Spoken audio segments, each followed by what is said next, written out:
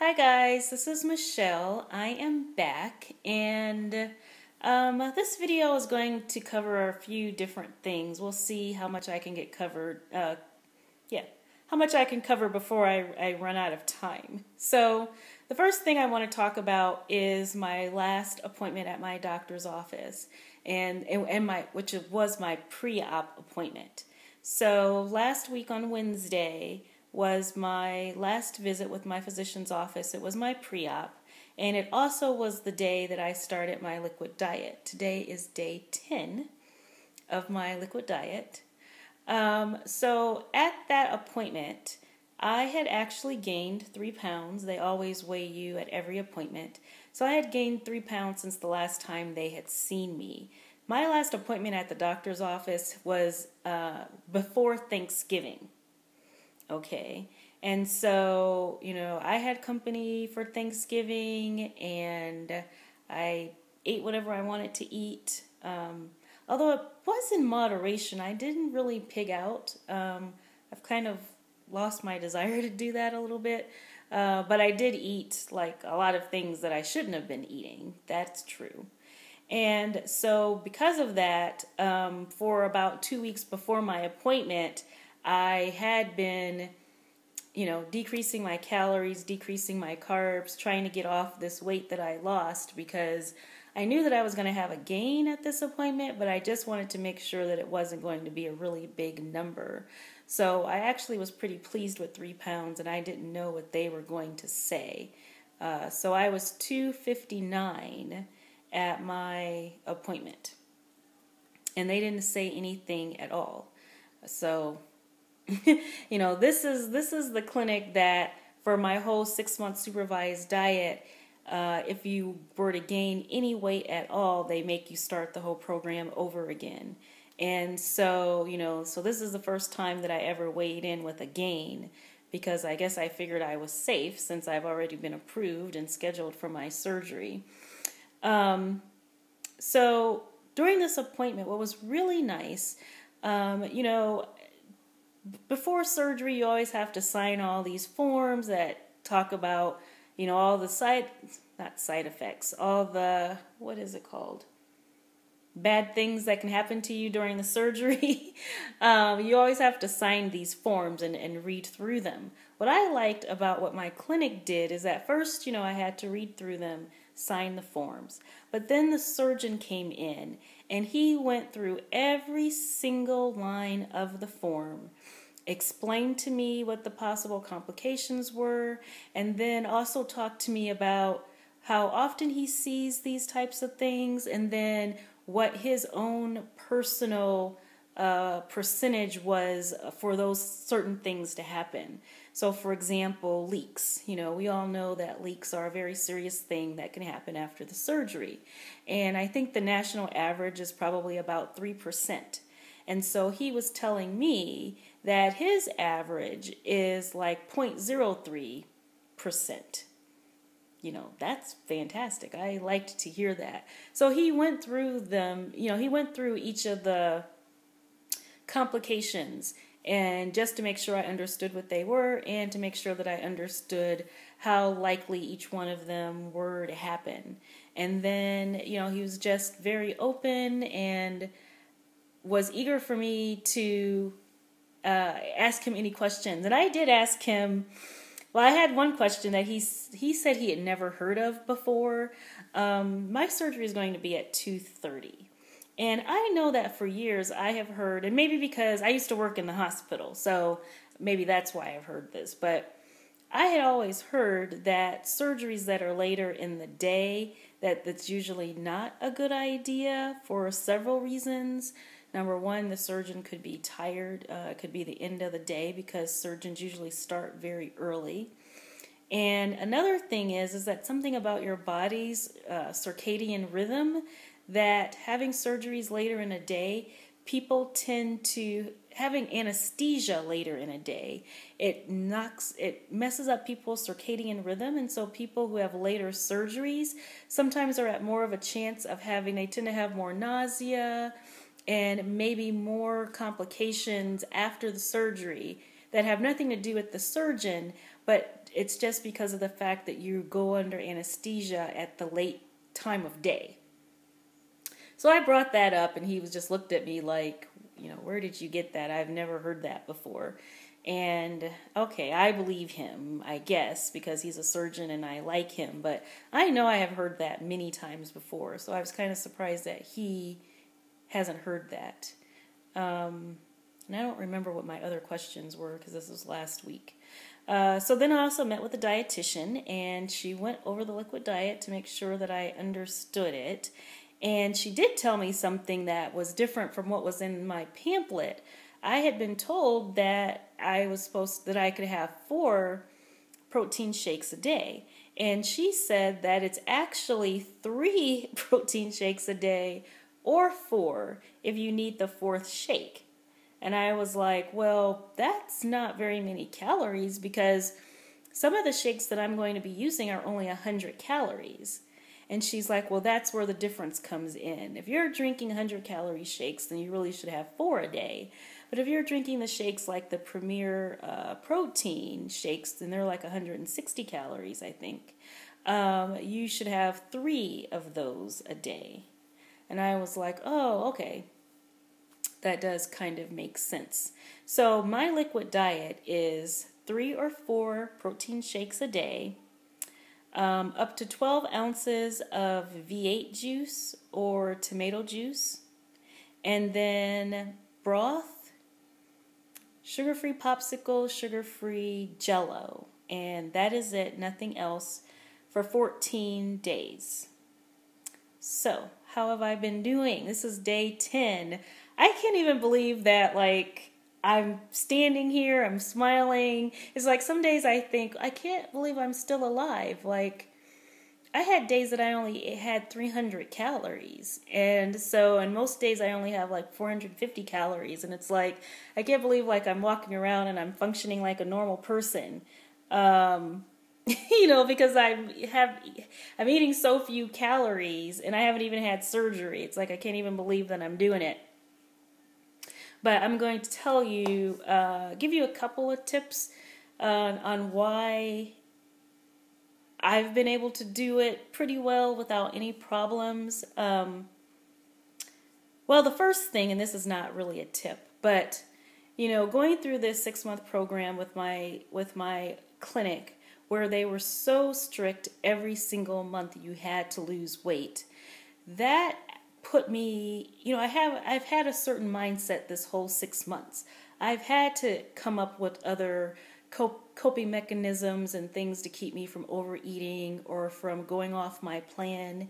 And yeah, I did have more than a few food funerals, and I've had 2 vacations, Vegas and New Orleans, where I ate and I drank what I wanted.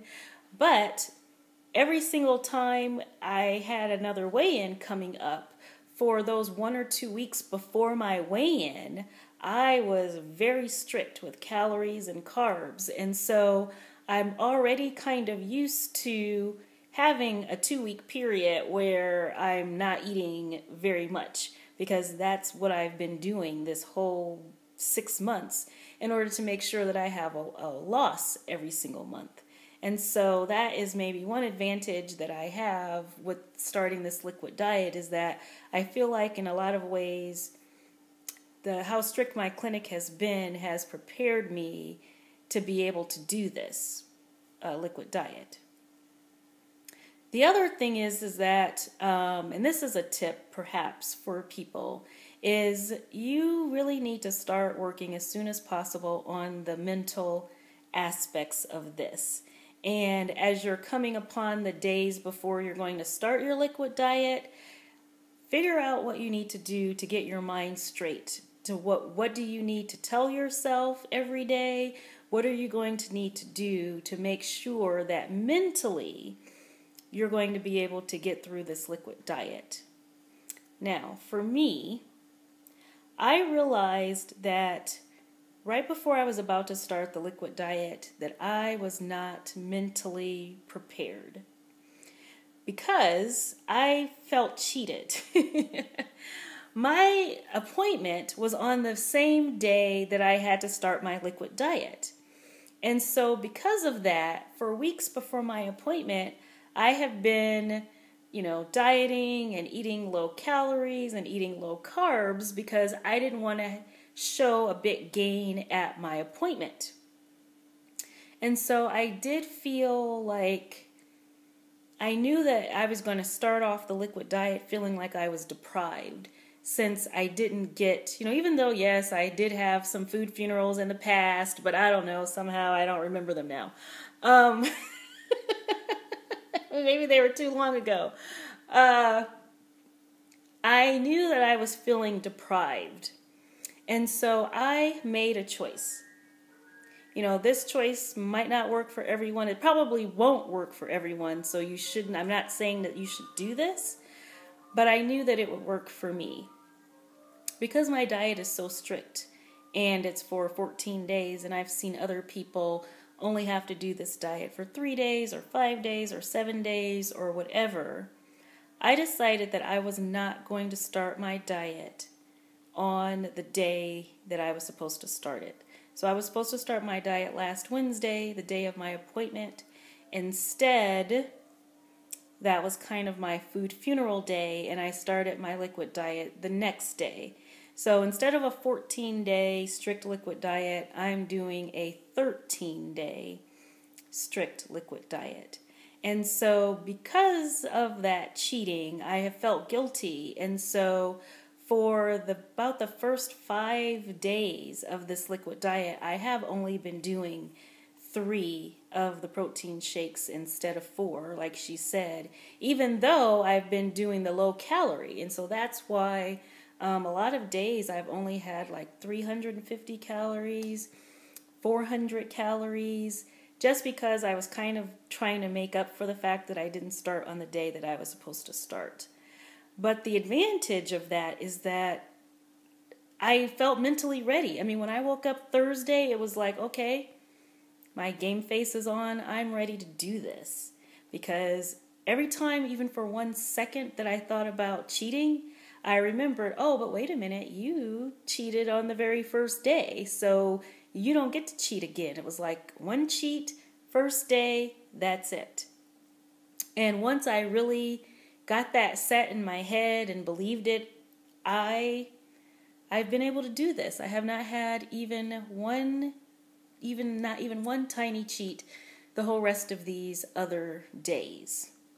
Now, another reason that I think that I have been successful with this liquid diet is that I am drinking a variety of things a day. I don't know why I'm looking over. I have some props over here that I'm going to show you in a second. So I don't know why I'm looking at them. But, at first I thought that what I was going to do was just flavor my protein shakes in different ways every single day to kind of make it interesting. But then I kind of realized that I don't need to do that, because instead of flavoring my protein shakes differently every day, I can have 4 totally different types of protein every single day. And then it makes it seem like I'm not doing the same thing over and over again, and it's not as monotonous. And I think that is what has helped me a lot. Okay, this video is getting long. I'm going to pause it here for a second, and I'm going to start over again. Okay, I'm stumbling over my words. I didn't mean I was going to start all over again. What I meant is my iPad can only record 15 minutes at a time, so I wanted to make sure that I stopped it before I got on a roll. So every day I already forgot where I had left off, but I think I was going to tell you what I'm drinking every day. So every morning I start my day off with what I call a milky protein shake. So I either use the Premier Protein that I mix with coffee, or I use this Iconic Protein that I mix with coffee. This is my favorite protein shake. I like the taste of it. The other thing I like about it is that it has mostly organic ingredients in it, and the whey in here is from grass-fed milk cows, and it doesn't have like a lot of other additives in it that some of the other protein shakes have in it. So I have this or I have the Premier Protein. The Premier Protein has 160 calories. This has 130 calories. So then for my second meal of the day, I have been having this Undri chicken soup flavored. You know, I can't tell when this is focused and when it's not. I think it's focused. So, the Undri chicken soup flavored. This is really, really good. It tastes just like chicken soup. It does have a slight protein aftertaste, and I have found that by using chicken broth to dilute this, it helps make that protein taste go away. So the protein aftertaste, when you're actually like eating it, you don't taste the protein. But then when you're done, you kind of have a protein aftertaste in your mouth. And so I've been mixing this with my homemade bone broth, and it's delicious. And so then I feel like I'm having soup and not another shake. And this only has 100 calories and 21 grams of protein and just 2 carbs in it. So I have this for lunch. Now for my third shake, I have a variety of things that I might have. So either I have one of these nectars. So on a previous video, I had showed you that I ordered a sample pack of these, and I've been working my way through the sample pack. I mean, all of them taste like juice, and then it's just whether or not you like the particular flavor. So far, my favorite is the pink grapefruit, and I think the fuzzy navel, but that was the first one I tried, and so now I don't remember like how much I liked it compared to these other ones since it was the very first one. I've also tried the cherry, the grape, and the apple. Now the grape did taste just like grape Kool-Aid, but it was grape Kool-Aid with a little bit of a protein taste.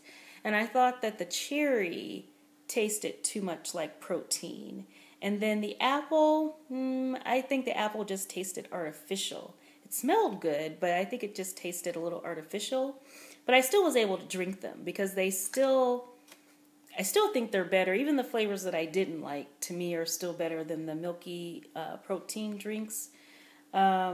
So I have really enjoyed having these, and I can't wait to try these other flavors. But I have already put an order into Amazon for some of the pink grapefruit to be sent to me because I want to make sure that I have that here for after surgery, and I hope I like it after surgery. The other thing that I want to mention is, remember if you watch my previous videos, I talked about how I had ordered samples of the Nectar Naturals. These Nectar Naturals. I liked the idea of them because they have stevia and monk fruit in them. But what I didn't know at the time, and I didn't notice till I got these packets, is that they're pretty high in carbs. It's 18 grams of carbs, which I don't understand why they're so high, because they're sweetened with stevia and monk fruit. But I guess I don't know anything about monk fruit, so I guess monk fruit has, well, I was going to say it has a lot of sugar, but see, there's no sugars in this at all, just the number of carbs. So I have been staying away from these a little bit because my doctor's office didn't give me a particular carb range to stay in, but I just like the idea of staying with the low carbs. But I did try one of them. I tried the orange one, and it was very, very, very sweet tasting, and it tasted like Tang. I mean, it was delicious, but it does make me wonder after surgery if it would taste too sweet. I don't know.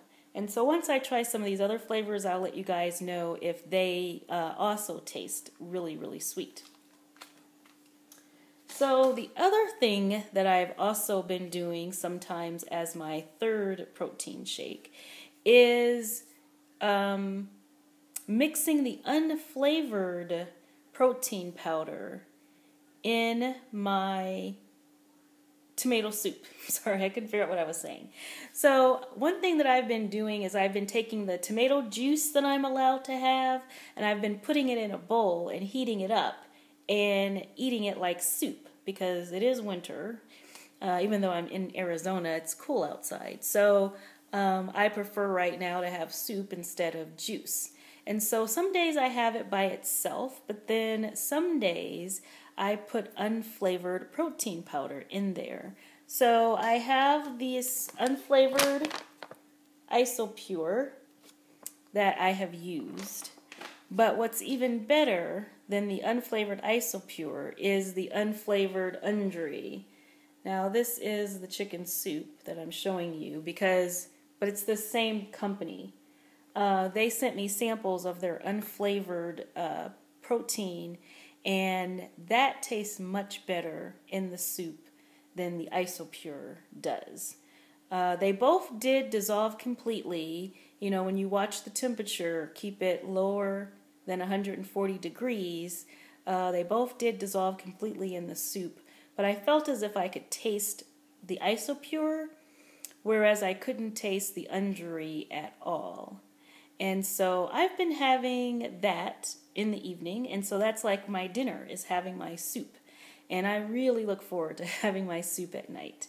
And then the newest thing that I've discovered is protein hot chocolate. So once again, Undri, one of the samples that they sent me was their chocolate Splendor. And they gave a recommendation of heating up some water and putting in your serving of the chocolate Splendor, and it tastes like hot chocolate. Now, I didn't really believe that it was going to taste like hot chocolate, but it tastes exactly like hot chocolate, and it's delicious. I mean, it's so good.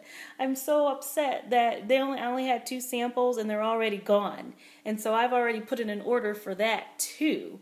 I really hope it gets here soon because it was delicious. It tasted like hot chocolate. Now, it has been a very, very long time since I've had hot chocolate, so maybe I don't remember what hot chocolate tastes like, and I don't know, maybe someone else would say that it doesn't taste like hot chocolate, but to me it did. So that's like my favorite thing ever. So to me, what is really another thing that's helping me get through this diet is that I'm having distinctly different things every day instead of like just 4 protein shakes. It's like having the soups and now my hot chocolate and the juice with the unflavored protein. It just makes me feel as if I'm actually having meals instead of just drinking protein shakes. And then it's nice to change up, you know, they all taste totally different, and so I'm not getting bored either. So I would definitely advise you to maybe try some of these other types of things besides just the protein shake, if you're allowed to do that as part of your pre-op diet. I guess that's it. I can't think of what else I wanted to say. I am going to come back later because my surgery is in just a few days from now. And I will be talking some more about vitamins. I have some other vitamins that I'm going to be tasting. And then I probably will do some of those 10 things I was about to say 10 things you don't know about me. 10 things what is it? You know, those 10 things videos. 10 things I won't miss about being fat, and 10 things I can't wait to do after surgery, or something like that. I'm going to come back with some of those later. So Happy New Year, everyone. And I will come back to you later. Bye.